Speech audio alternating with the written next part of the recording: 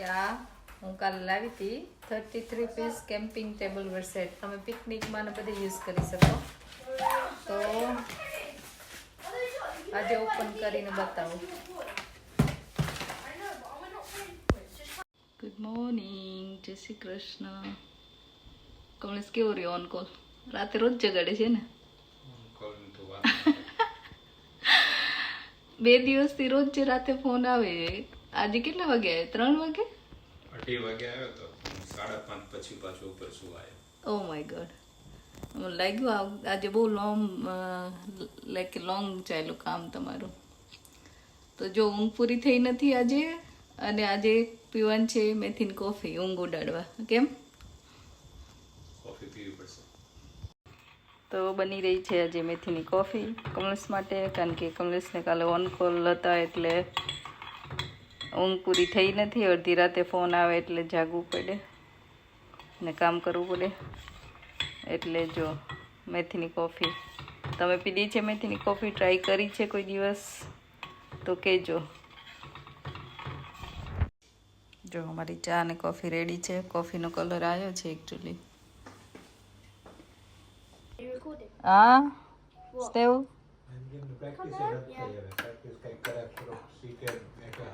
હા, જો સ્કૂલેથી આવીને સીધા રમવા માંડ્યા. ચા તાર ચેન્જ નથી કરવાનો? એના બીટ બેડમિન્ટન જવાનું છે તો પછી એનર્જી વપરાઈ જશે અહીંયા. આ નવી આવી જો ગેમ એટલે રમવાનું ટ્રાય કરવા માંડ્યા છે બે.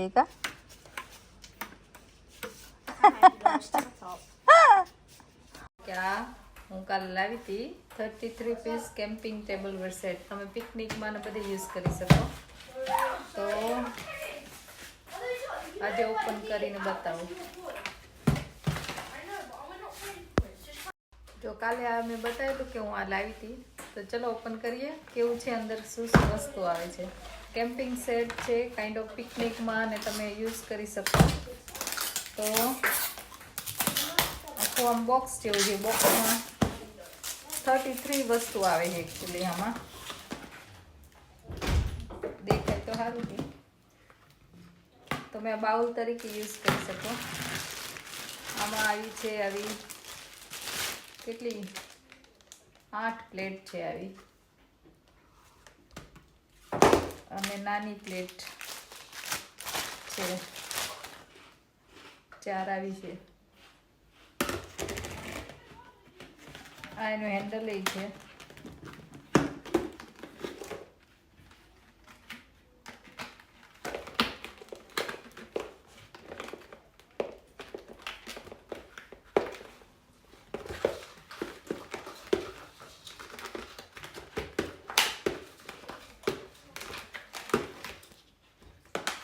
અને આખી આવું બાઉલની જેમ કે યુઝ થાય કે તમારે સર્વ કરવું હોય તો.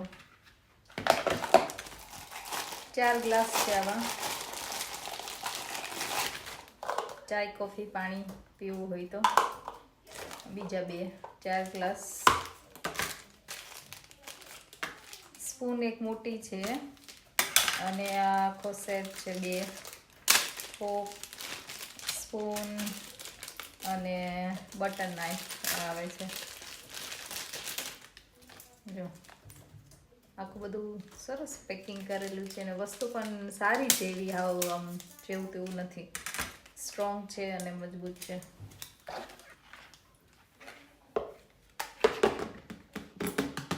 આવી રીતે પાછું ફિટ કરી દેવાનું મૂકીને, એટલે પાછું આમ નાનું થઈ જાય. આવી રીતે પાછું પેક થઈ જાય. એટલે બગડેલી વસ્તુ હોય તો તમે પાછી અંદર મૂકીને આવું બોક્સમાં પેક કરી દો તો ચાલે. સરસ છે. પિકનિક કરીશું નેક્સ્ટ ટાઈમ, ત્યારે પાછો વિડીયો કરીશું.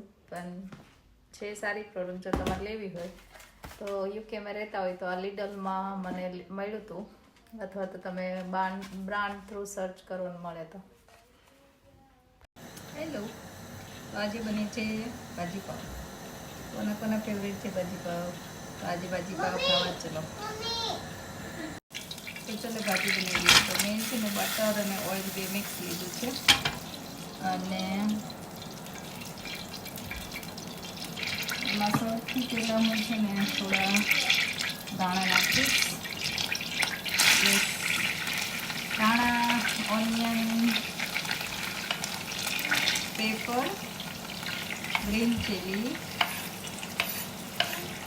શું કહેવાય, ગ્રીન ચીલી,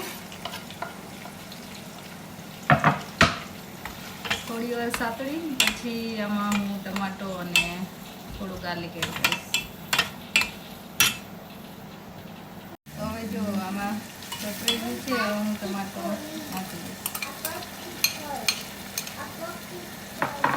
ગાર્લિક પણ મેં એડ કરી દીધું છે. અને હવે થોડી હળદર અને લાલ મરચું તમારા ટેસ્ટ પ્રમાણે અને સોલ્ટ.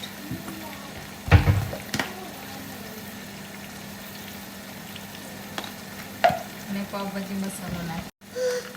તો હું આ પાવભાજી મસાલો વાપરું છું મંગો. બાદશાહનો પણ સરસ આવે, આ પણ સરસ આવે છે. Yes, mix together.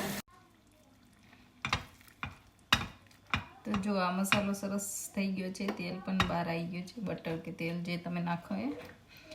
અને એક બાજુ મારા વેજીટેબલ્સ બધા થઈ ગયા છે રેડી, બરાબર. હવે આમાં હું એડ કરી મિક્સ કરી દઈશ. તમે જોઈ શકો છો, જો કલર સરસ આવે છે ભાજીનો.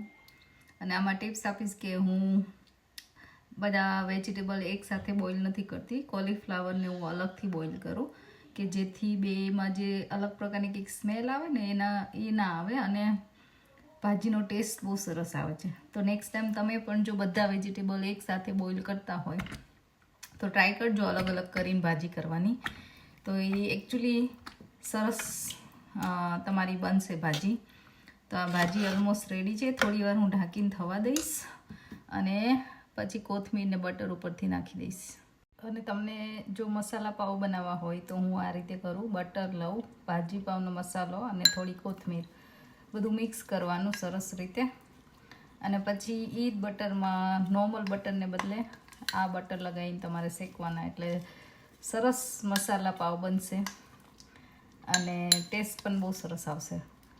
એટલે હવે હું આ જ બટર એમાં લગાવી દઈશ, બરાબર. જો આવી મસાલા ઓનિયન હું બનાવું, જેમાં ઓનિયન, સેજ લાલ મરચું અને લેમન અને કોથમીર, જે ભાજી હારે ખાવાની બહુ મજા આવે. તો તમે ટ્રાય કરી જોજો, સરસ લાગે છે. જો ભાજી મારી રેડી છે સરસ. હવે કોથમીર નાખો અને જમી લો. તો આ રેડી છે ભાજી મારી. તો જો આ રીતે મસાલા બટર જે મેં બનાવી તો એ લગાવી દીધું છે અને હવે શેકી લેવાના છે પાવ. એટલે બધું રેડી. પછી ચલો જમવા બેસો. જમવાનું રેડી છે. રીવા તું રેડી છે? ઓકે, બેસી ગઈ. ચલો પ્લેટ લઈ લો, પ્લેટ લઈ લો, નાની નાની સ્મોલ પ્લેટ.